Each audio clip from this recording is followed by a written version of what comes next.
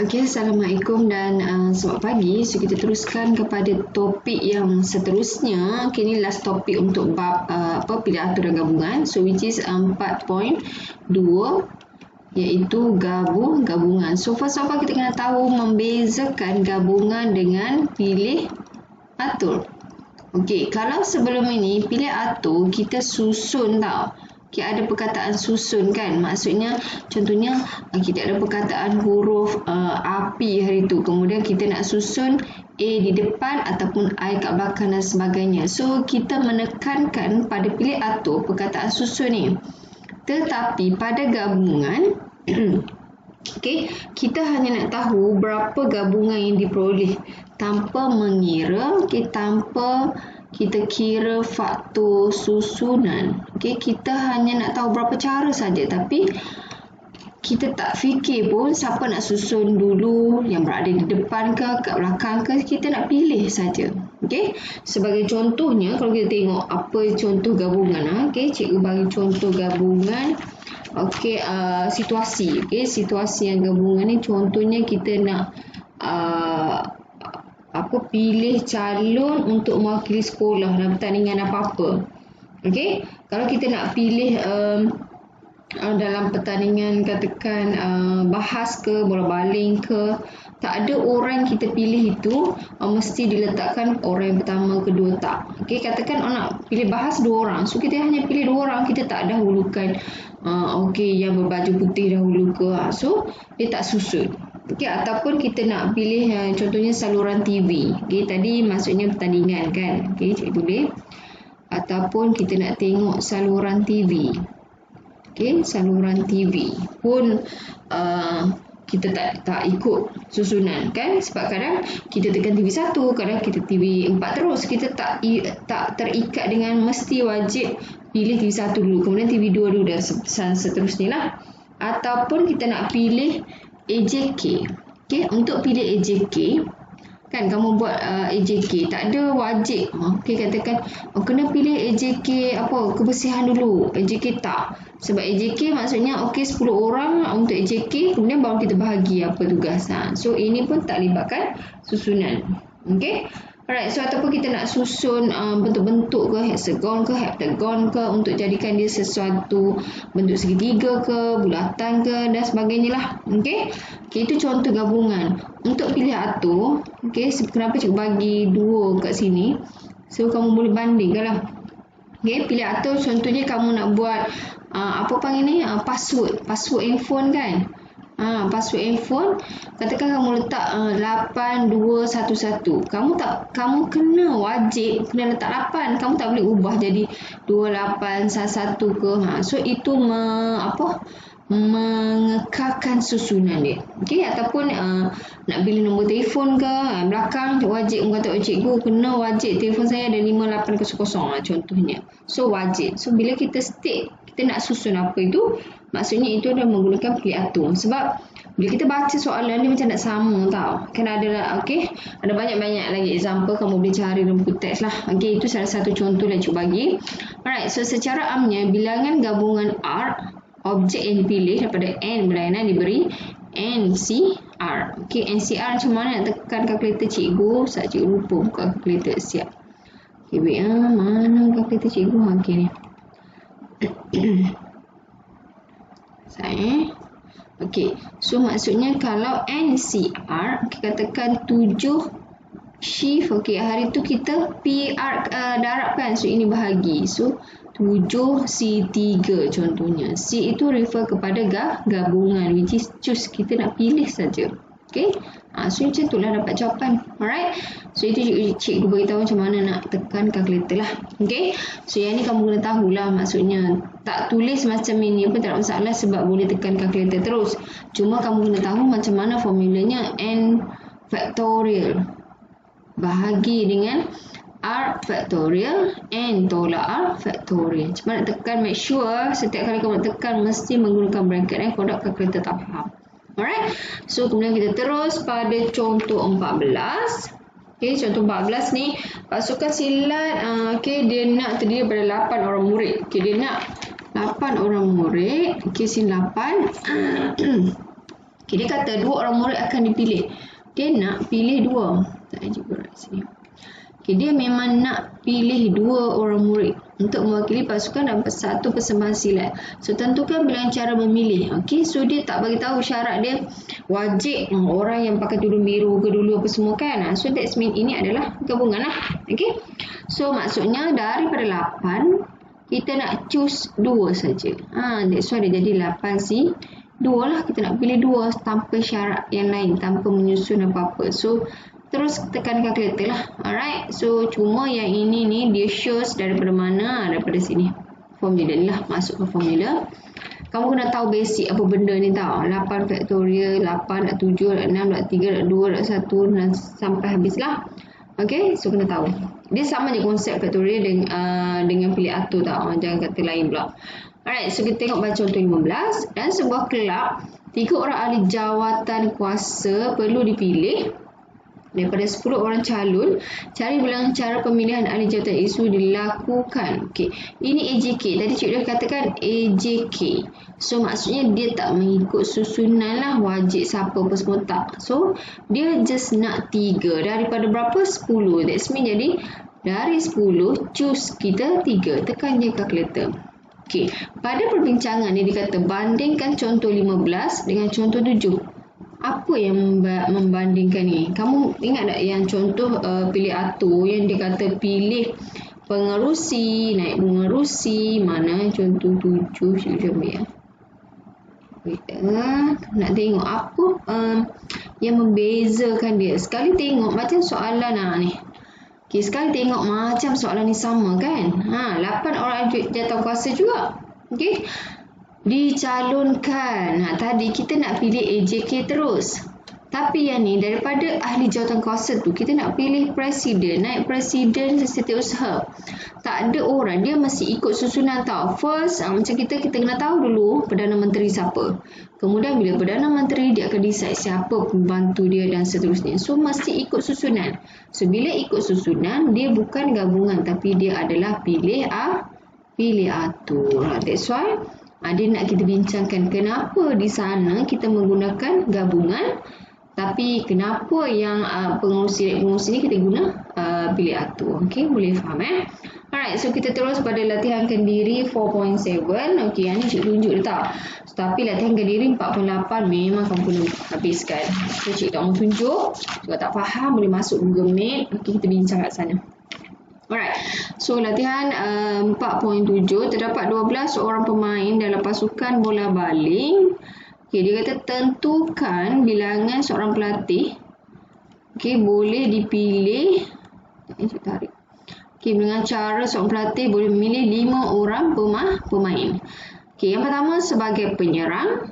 Yang kedua, penyerang pertama, penyerang kedua, penyerang ketiga, pertahanan 1 dan pertahanan 2. Okay, so kat sini kita kena tengok yang ini dia stick. Penyerang 1, penyerang 2, penyerang 3. That's mean nampak macam susunan. Sebab dia stick pertahanan 1. Kecuali dia kata 3 orang penyerang. So dia tak susun lah. So memang kita kena fikir, oh ini penyerang pertama. So bila kita decide macam tu, maksudnya pada soalan yang pertama A ini, dia mesti menggunakan pilih atur. Faham So bila pilih atur, maksudnya daripada 12 orang kita nak pilih yang mana ni 3. Penyerang kita ada 2, 3 kan. Pilih 3 dulu ni penyerang. So tak siap lagi. Bila tak siap mesti darab sebab ini syarat yang kita kena ikut sebab dia pada masa yang sama mesti pilih 5. So, yang kedua, bila kita dah pilih 3 kat bawah ni, so balance-nya tinggal 2 lah. Sebab ini adalah bawah ni adalah total berapa kita nak pilih tau, art kita. So, makanya 2 kita pilih ini mesti dari pertahanan. Okay? So, mesti dari pertahanan lah sebab kita 1, 2. Okay? That's why sini ada 2. Tapi sini nak letak berapa? So kita kena tahu. 12 ni adalah total. Okay, jumlah kita adalah 12. Tetapi kita dah pilih 3 tadi untuk yang penyerang. makanya jumlah kita dah berkurang. 12 tolak 3. So 12 tolak 3, 9 lah. So jadi makanya sini masih 9. Boleh faham Okey, so ini mesti daripada jumlah kita yang sepatutnya. Faham tak? Okey, sebab daripada berapa? Daripada 12 kita pilih 3. Kemudian kita kena pilih yang tinggal yang 2 yang tak pilih tu daripada berapa orang. Sebab yang 3 dah pilih dah. Okey. So kamu boleh tekan kalkulator. Okay, cuba cari jawapan dia berapa. Okey, boleh faham Alright, so kita pergi kepada B. Okay, B dia kata untuk bermain 5 orang pemain untuk bermain di suatu pertandingan peringkat sekolah, peringkat daerah. So sini dia tak state siapakah pemain itu. Adakah dia penyerang ke? Tak state. Cuma dia nak tahu 5 orang saja yang dia nak pilih. So, bila 5 orang saja tanpa ada syarat, tanpa kita susun, makanya konsep yang kedua ini kita menggunakan choose. Pilih gabungan. Which is daripada 12 kita nak choose 5. So, tekan je kalkulator dapatlah jawapan. Boleh faham Alright, so tengok pada soalan yang kedua. Okay, kelas 5 Al-Biruni mempunyai 25 orang murid. 3 orang wakil berkelas itu dipilih menghadiri satu camp motivasi. So, cari bilangan mewakili. Okay, so first of all kat sini, kamu kena tahu daripada yang kelas yang dia state tu, kita 25 tu refer kepada apa. Okay, so first of all kita kena keluarkan dulu maklumat apa yang dia bagilah. So, daripada nombor 2, Okay, daripada nombor 2 tadi, okay, so kita tahu kita punya N kita adalah 25. Kan, kenapa ni dia kata 25 murid? 3 orang wakil, maksudnya kita nak pilih 3 saja. So, R kita adalah 3. Alright, so tak ada apa, sebab tak ada syarat pun. Kita just nak pilih. So, that's mean daripada 25, C, 3. Terus dapat jawapan. Ya, tekan kalkulator lah. Okay, cikgu tak mau, cikgu dah ajar tadi macam mana nak tekan kalkulator kan. Alright, so nombor 3, channel nombor 3 dia kata berapakah dengan cara memilih 4 huruf. 4 huruf daripada P, Q, R, S, T, U. Ada berapa? 1, 2, 3, 4, 5, 6. So, N kita ada 6. Okay, so N ada 6. Kita nak pilih 4, which is R kita adalah 4. So, tak ada syarat pun dia nak pilih itu mesti wajib P duduk depan ke, Q duduk belakang ke. Macam sebelum ni kan. So, that's mean bila tak ada syarat, maksudnya kita guna gabungan lah. Daripada 6, kita nak choose 4. So, terus dapat jawapan. Senang. Gabungan ni sangat senang berbanding pilih atur. Pilih atur dia banyak syarat. Okay, the last one, soalan nombor 4. Dia kata, A, B, C, D merupakan bucu-bucu oktagon. Oktagon ni ada berapa sisi? Ingat Ogos ada bulan 8 kan. So ada 8 sisi. Cari bilangan perpenjuru. Apa yang dimaksudkan dengan perpenjuru? Perpenjuru ni maksudnya daripada satu sisi yang bertentangan. Dia akan jadi tarik, akan jadi perpenjuru. Contohnya kalau cikgu bukit. Okay, oktagon 1, 2, betul ke cikgu bukit ni? Okay, 2. Okay. Cantik lah. Okay. Macam tu kan. Macam tu. Pandai cikgu. Okay. Nampaklah elok sikit. Okay. So, tengah 1, 2. Okay. Ada 1, 2, 3, 4, 5, 6, 7, 8 sisi. Okay. Ada 8 sisi kat sini. Okay. Macam mana bilangan perpenjuru? Maksudnya ni. Bertentangan. Okay. Katakan cikgu. Okay. Cikgu tukar warna. Boleh nampak sikit. Cikgu tarik yang ni dengan yang ni. So, inilah jadinya perpenjuru. So, ini pun perpenjuru. Dan seterusnya lah. Okay, cikgu nak bagi tahu perpenjuru. Maksudnya dekat sini, okay, kita ada berapa penjuru? 8 kan? So, maksudnya kat sini 8 C2. Daripada 8 penjuru tu kita nak pilih 2. Sebab apa? Bertentangan.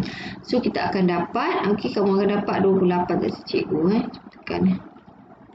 8 C2 akan dapat 28. Bahagi pula dah. Okay, 8. Apa dia tak keluar ni? Okay, 8. Okay, C2. Okay, dapat 28 kan? Okay, 28. So, tapi 28 ni bukan jawapannya tau. Kamu kena fikirkan perpenjuru ini dibentuk apabila sisi bertentangan. Tarik sini. So, kamu kena tolak dengan sisi bersebelahan dia. Barulah jadi. Makanya, berapa ada sisi sebelahan ni? Kita ada satu sisi sebelah. 1, 2, 3. Kan? Sebelah semua sebelah ni. So, kita ada 8 sisi. Jadi, makanya 28 tolak 8. So, dapatlah 20. So, inilah jawapan dia. 20. Apa panggilnya ayat dia? Perpenjuru. Okey. Boleh faham Alright. So, kita go through. Nak cepat-cepat ni menyelesaikan masalah yang menyebabkan gabungan dengan syarat tertentu. Okey. Satu pasukan bola sepak terdiri pada 17 orang pemain. Tempatan. Okey. So, kita keluarkan 17 orang ni adalah yang tempatan. Okey. Kemudian 3 orang pemain import. So, ada 3 import. Okey. Seorang dilatih perlu memilih 11 orang. Jadi, dia memang nak pilih 11. Jadi, cikgu stik kat sini lah R11. Untuk bertanding dalam satu perlawanan dengan mengambil 2 orang pemain import. Okay, yang ni memang dia stik. Pemain import dia wajib 2 yang import. Okay. Kemudian dia kata cari cara supaya 11 orang pemain itu boleh dipilih. Okay, yang pertama, okay, kamu tahu bahawasanya, okay, yang dia stik kat sini, cara milih 2 orang daripada 3 orang pemain import. Okay, syarat yang pertama, kita buat pemain import dulu. Sebab ini syarat dia. Kita buat pemain import dulu. Senang. Sebab kita nak pilih yang tempatan tak boleh lagi. Sebab kita kena akur pada syarat pemain import. So, pemain import dia kata mesti 2. Jadinya, kita kena pilih 2 dari berapa import? Dia kata ada 3 orang pemain import kan? So, dari 3. Okay. So, ini maksudnya dari yang pemain import. So, tadi kita kata nak berapa yang kita pilih? 11 kan? Ni 11. Makanya kat bawah juga dah kata dah, kat bawah ni adalah jumlah yang kita nak. Jadi, yang balance tinggal, sini ada 2. So, kita nak 11. Jadi, makanya balance kat bawah ni tinggal 9. Sebab 9, 10, 11. 11 orang kita nak pilih. Okay, which is kita tahu sini 2 adalah pemain import dan 9 adalah tempatan. Okay, so makanya daripada sini nak pilih nak apa kat atas ni cikgu? Kita pilih tempatan daripada jumlah tempatan lah. So which is yang mana tempatan kita ada 17. Cikgu, kenapa kita tak tolak 2? Kita tak tolak 2 sebab 2 ini dipilih dari import. Dia memang dah bagi jumlah import awal. Kecuali dia bagi total lain. Okay. Alright. So, kalau dikata contoh diberi 20 orang termasuk 3 orang import. Itu lain. Okay. Yang ni dia dah hasil-hasil siap. Alright. So, ini adalah syarat. Kenapa darab? Sebab kita wajib akur bahawasanya dia nak pilih 11 orang serentak. Maksudnya menggunakan dan wajib. So, that's why darab. Okay. So, just tekan kalkulator, kamu akan dapatlah jawapan ini. Perlu tak cikgu tu ini? Perlu, tunjuk pun boleh. Kalau ikut yang KBSM, tak tunjuk tak apa. Tapi cikgu tak nak bagi tahu. Tunjuk ke tak tunjuk, better kamu tunjuklah. Okey, daripada mana ni cikgu? Formula saja yang tadi cikgu kata. Formula sini saja. So, masukkan saja. Okey, ni awal-awal formula ni. Okey. Alright, so kita go through cepat-cepat. Alright, ni dah.